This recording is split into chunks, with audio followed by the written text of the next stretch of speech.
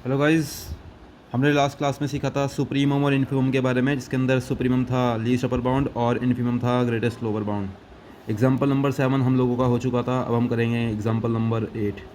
ठीक है भाई, तो एग्जाम्पल नंबर 8 देखते हैं क्या है आज के एग्जाम्पल नंबर 8 के अंदर। तो एग्जाम्पल नंबर 8 में क्या है, यहाँ हमें सुप्रीमम निकालना है। सुप्रीमम निकालना है, किसका निकालना है भाई? एक सेट है एस जो कि डिफाइन है n+1/n की फॉर्म में, जिस where n belongs to set of natural numbers. इस तरह से डिफाइन है। ठीक है, तो देखो इसको सॉल्व करते हैं। तो देखो n+1/n है, इसको हम ऐसा भी तो लिख सकते हैं 1+1/n। अच्छा ठीक है। अच्छा, अब समझने वाली कुछ बात, समझने वाली बात क्या है? देखो हमें पता है बहुत बार यहाँ पर हमें यूज़ में मिलेगा, बहुत सारे क्वेश्चन हो गए जिसके अंदर 1/n से रिलेटेड टर्म्स हमें जो है मिलेंगी। तो पहले हम n/n 1/n को थोड़ा समझ लें। तो देखो होता क्या है यहाँ पर, n क्या है? n कोई भी नंबर है जो कि बिलोंग कर रहा है सेट ऑफ नेचुरल नंबर से। तो जब मैं n की वैल्यू 1 लूँगा, जैसे मैं 1/n के ही लूँगा, अगर इसी की बात कर रहा हूँ फ़िलहाल, तो अगर मैं n की वैल्यू 1 लेता हूँ तो मेरा जो 1/n की वैल्यू हो जाएगी 1/1, दैट इज़ 1। n की वैल्यू 2 लूँगा तो हो जाएगा 1/2, दैट इज़ ऑलमोस्ट 0.5। n की वैल्यू 3 लूँगा तो आ जाएगा 1/3, दैट इज़ 0.33, है ना, कर करके चलती रहेगी। n की वैल्यू अगर 4 लेता हूँ तो हो जाएगा 1/4, दैट इज़ 0.25। n की वैल्यू अगर मैं 5 लेता हूँ तो आता है 1/5, दैट इज़ 0.2। तो मैं देख रहा हूँ जैसे जैसे मैं n बढ़ाता रहता हूँ ना, 1/n की जो वैल्यू वो कम होती चली जाती है, ठीक है। तो हमने ये जाना है, यानी कि जो 1/n है ना, उसका क्या है, जैसे जैसे हम n को इंक्रीज़ करते रहेंगे वैसे वैसे जो हमारा 1/n की वैल्यू है वो डिक्रीज़ करती चली जाती है ना। यह हमें पता होना चाहिए। सेकंड बात यह है कि अगर हम लिमिट लगा दें, limit n approaches to infinity और 1/n अगर करें तो क्या होता है, तो हमारा आंसर आता है 0, क्योंकि हमें पता है कि जो नेचुरल नंबर्स है वो 1 टू इन्फिनिटी तक जाते हैं। अगर 1 2 3 4 5 6 7 8 9 10 कर करके 1 लाख 2 करोड़ 10 लाख कर करके हम आगे और अप्रोच अगर करते रहें तो जो n है वो इन्फिनिटी पे पहुंच जाएगा। और 1/इन्फिनिटी क्या होता है? 0 होता है। देयरफॉर हमेशा इस रिजल्ट को याद रखना कि जब भी limit n approaches to infinity हो और 1/n हो तो हमेशा उसका आंसर जो है हमारा 0 आता है। ठीक है, now come to the question. तो यहाँ पर हमें भाई इसका सुप्रीमम निकालना है, इस वाले टर्म का। तो देखो होगा क्या, सुप्रीमम क्या होता है? लीस्ट अपर बाउंड होता है। इट मीन्स हमें इसके अंदर जिसकी मैक्सिमम वैल्यू है, इस जो सेट है इसके अंदर जो मैक्सिमम जो नंबर है वो हमें फाइंड करना है। ठीक है, तो हम ये फाइंड करेंगे कैसे, है ना, इसको समझना है थोड़ा सा। तो देखो अब 1 तो कांस्टेंट है ही, जो 1/n है। 1/n क्या है? 1/n यहाँ पर डिक्रीज़ करता जाएगा। अभी बताया मैंने 1/n का नेचर क्या होता है। इट मीन्स अगर मैं n की वैल्यू यहाँ 1 लूँगा तो 1/n की वैल्यू मैक्सिमम आएगी। अगर मैं n की वैल्यू 1 लूँगा तो 1/n मैक्सिमम होगा, जैसे कि देख सकते हैं n की वैल्यू 1 लेने पर 1/n जो है हमारा मैक्सिमम आ रहा है, दैट इज़ 1।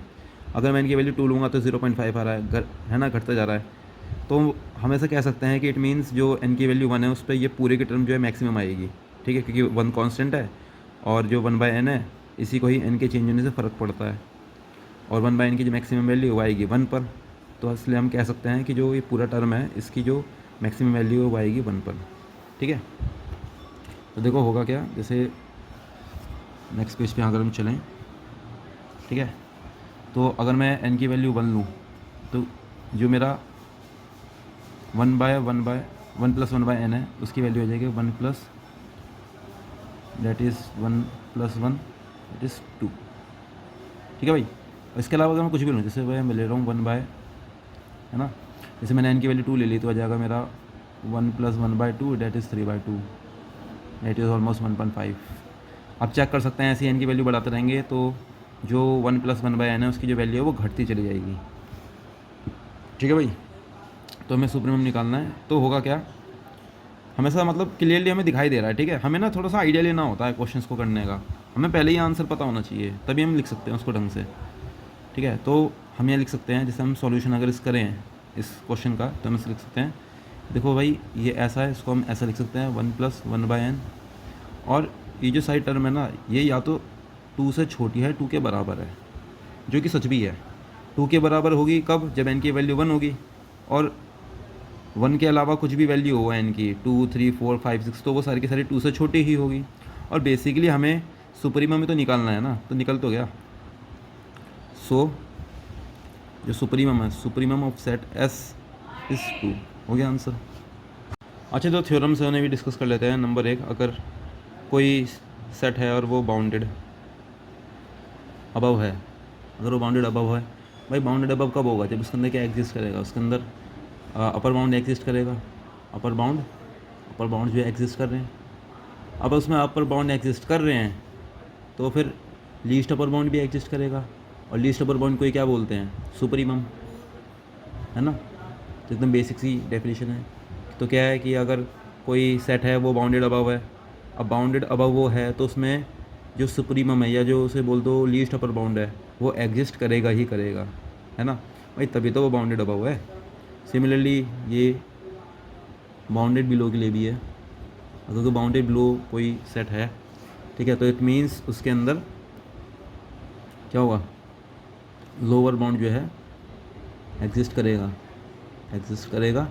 और उसमें क्योंकि लोअर बाउंड एग्जिस्ट कर रहा है तो उसमें ग्रेटेस्ट लोअर बाउंड भी एग्जिस्ट करेगा, डेट इज़ इन्फीमम। बस इतनी सी है।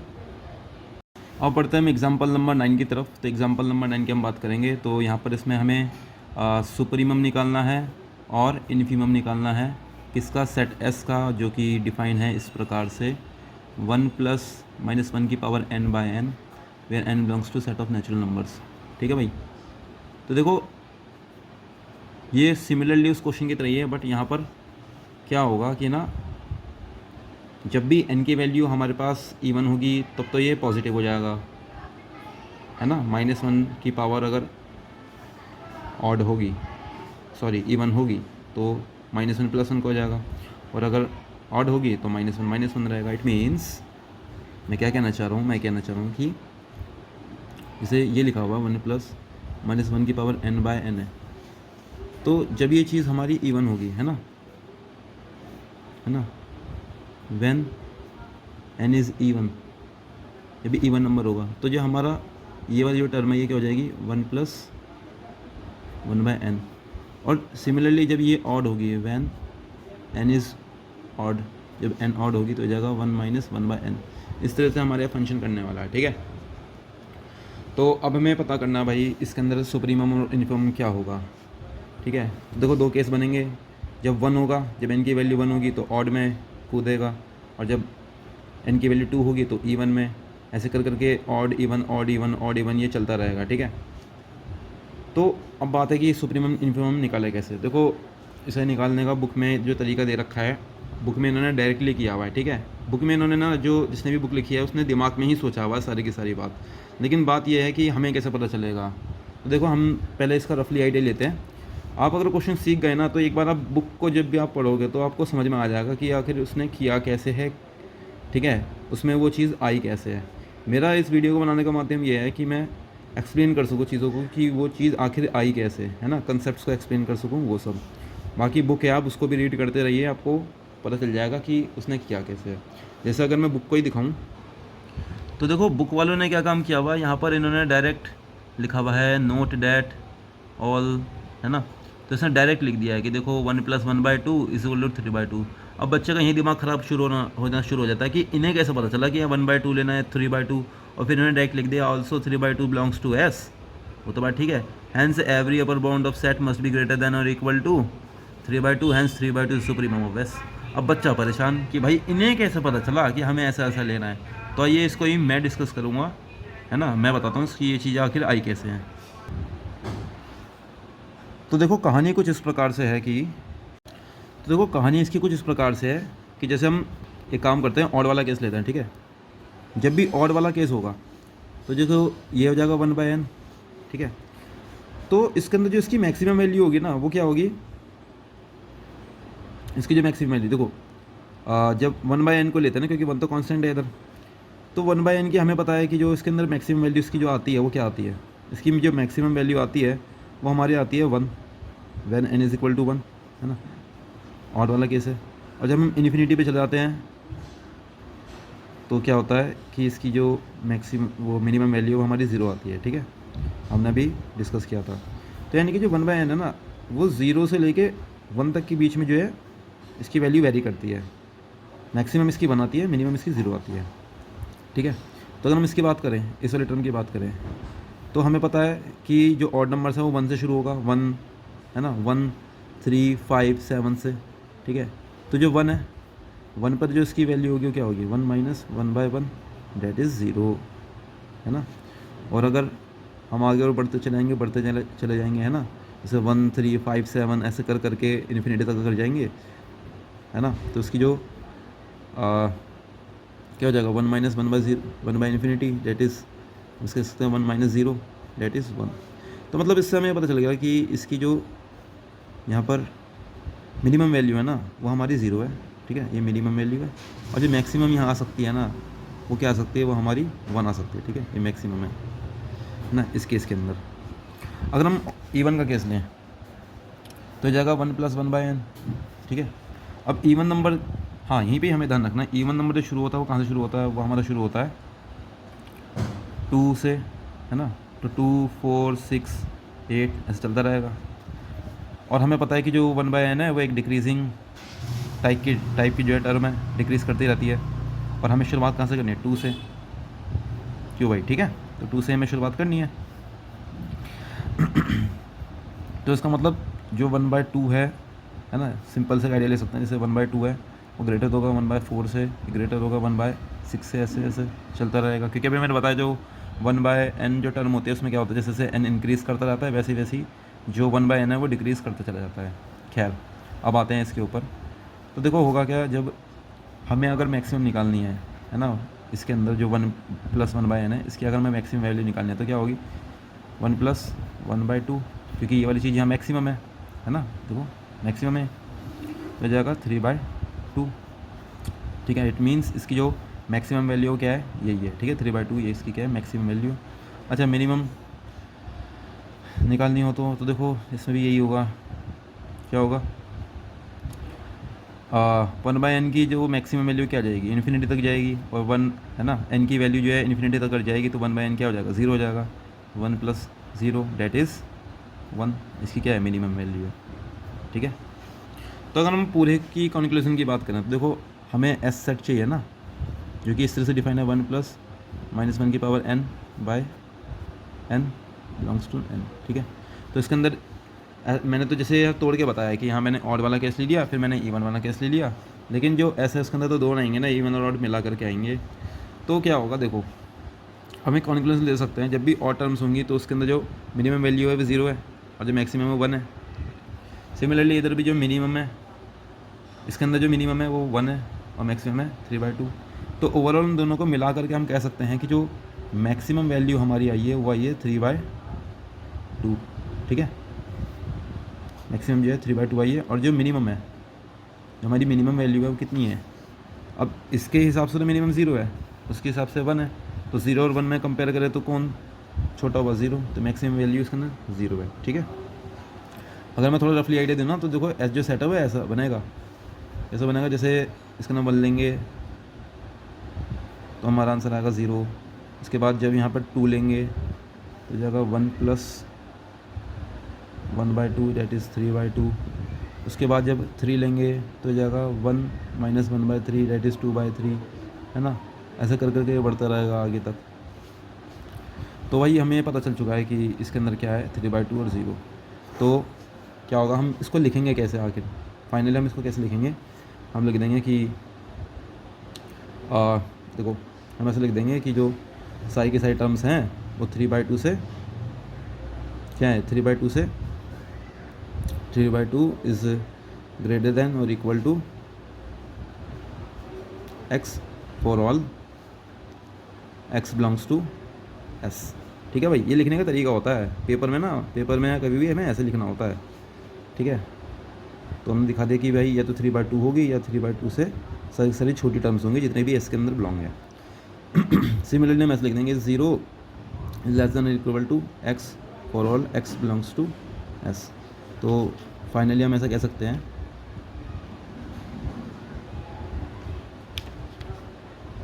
कि जो सुप्रीमम है ना, सुप्रीमम ऑफ s जो है वो हमारा है 3/2 और जो इन्फीमम ऑफ s है वो हमारा है 0। हो गया जी आंसर। तो भाई हमें एक एग्जांपल पे आ गए, एग्जांपल नंबर 10। उसमें कह रहा है कि हमें शो करना है कि जो infimum of A plus S है ना, वो बराबर है इन्फीमम ऑफ एस प्लस ए के। ठीक है भाई, तो इन्फीमम पता ही होगा इन्फीमम क्या होता है, ये होता है भाई तुम्हारा लीस्ट अपर सॉरी ग्रेटेस्ट लोअर बाउंड होता है, हाँ ग्रेटेस्ट लोअर बाउंड। ठीक है, तुम्हारा होता है ग्रेटेस्ट लोअर बाउंड होता है इन्फीमम। ठीक है भाई, तो इसके अंदर हमें इस चीज़ को प्रूफ करना है। ये काफ़ी इंपॉर्टेंट मेरे को लगा तो एग्जामिनेशन पॉइंट ऑफ व्यू से, तो मैंने सोचा कि इसको डिस्कस कर लेना चाहिए। ठीक है, और यहाँ पर जो ऐसा डिफाइन है कि जो ए प्लस एस जो तुम्हारा सेट है वो डिफाइन क्वेश्चन में दे रखा है, वो है A plus X where X belongs to S. ठीक है जी, तो आइए शुरू करते हैं। तो सबसे पहले हम इसको करेंगे कैसे, हमें जब भी क्वेश्चन करना होता है ना, हमें एक आइडिया नहीं मिलता कि उसको आखिर शुरू कैसे करें।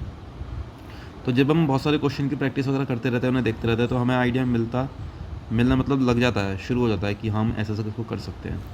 तो लेट इन्फीमम ऑफ एस को हम कंसिडर कर लेते हैं, लेट अस से एल है ना, एल ले लेते हैं। तो जो इन्फीमम ऑफ एस है वो क्या है, एल है। ठीक है, अगर infimum of set S L है ना, मैंने इस वाली चीज़ को लेकर यहाँ पर एल कंसिडर किया है, तो जो एल प्लस ए है होना हो, जो एल प्लस ए है वो क्या होगा, इज़ दी लोअर बाउंड है ना, lower bound of A plus S होगा ही। ठीक है, जो एल प्लस ए अगर होगा, जैसे हम इनफीमम में ए जोड़ दें, तो वो ए प्लस एस का क्या होगा, लोअर बाउंड होगा। ठीक है, अगर हम कोई दूसरा लोअर बाउंड कंसिडर करें, let us consider another lower bound of A plus S. ठीक है, तो हम कंसिडर कर लेते हैं, ठीक है, डेट इज़ हम कंसिडर कर लेते हैं एल डैश। एल डैश मैंने ले लिया, मैंने कोई दूसरा लोअर बाउंड ले लिया। देखो सबसे पहले काम करा है, इन्फीमम ले लिया हमने, एल मान लिया है। ठीक है, उसके बाद मैंने क्या काम करा है, इस एल के अंदर ए जोड़ दिया है। तो मैंने लिख दिया कि भाई अगर ये इसका इन्फीमम है तो इसमें ए जोड़ने पर क्या होगा कि ये एक लोअर बाउंड हो जाएगा ए प्लस एस का। ठीक है, और मैंने क्या काम करा कि मैंने ए प्लस एस का ही लोअर बाउंड यहाँ पर ले लिया है। ठीक है, तो भाई अब कायदे से क्या हुआ है, अब कायदे से ये हुआ है कि जो एल प्लस ए है और ये एल डैश है, ये दोनों ही क्या है इस टाइम, ए प्लस एस के लोअर बाउंड्स हैं। लेकिन बट होगा क्या कि जो तुम्हारा ये होगा ना एल प्लस ए जो होगा वो ग्रेटर देन और इक्वल टू एल डैश होगा। अब भाई ऐसा क्यों, तो देखो ऐसा क्यों, इसको फ़िलहाल के लिए भूल जाओ। देखो बताता हूँ क्या है, हमने इन्फीमम एस को हमने एल मान लिया था। ठीक है, इसके बाद हमने इसके साथ ए जोड़ दिया, ए जोड़ने के बाद हमने दिखा दिया कि भाई ये जो है ए प्लस एस वाले का क्या है, लोअर बाउंड है। उसके बाद मैंने डायरेक्ट किसको कंसिडर किया है, एक लोअर बाउंड कंसिडर कर लिया एल डैश, जो कि ए प्लस एस का है। ठीक है, तो अब मैं क्या काम करूँगा, जैसे मैंने एल से इसे एल प्लस ए का लोअर बाउंड सॉरी ए प्लस एस का लोअर बाउंड बना लिया था, ऐसे ही मैं एल डैश ले करके इसको एस का लोअर बाउंड बना दूँगा। कैसे, देखो जैसे ए प्लस एस का ये क्या है, लोअर बाउंड हमने कंसिडर किया है, तो इट मीन्स जो एल डैश है वो क्या है, वो ग्रेटर लेस देन और इक्वल टू है किससे, ए प्लस एक्स के, for all X belongs to S. और यही तो एक लोअर बाउंड की डेफिनेशन होती है ना। जब मैं ए को उधर भेज दूँ तो कि L dash is -1 is less than और इक्वल टू एक्स। ठीक है, और हमने यहाँ कंसिडर किया भाई कि जो इन्फीमम है एस का वो ये है। ठीक है, और इन्फीमम क्या होता है, ग्रेटेस्ट लोअर बाउंड होता है। तो इट मीन्स हम ऐसे कह सकते हैं जो एल डैश माइनस ए है is a lower bound of, इसका लोअर बाउंड है ये एल डैश माइनस ए है, किसका लोअर बाउंड है, एस का। लेकिन but L is greatest lower bound, क्योंकि L a greatest lower bound है, तो हम ऐसे कह सकते हैं कि जो ये है ये इससे बड़ा है। ठीक है, एल डैश माइनस ए आई समझ में।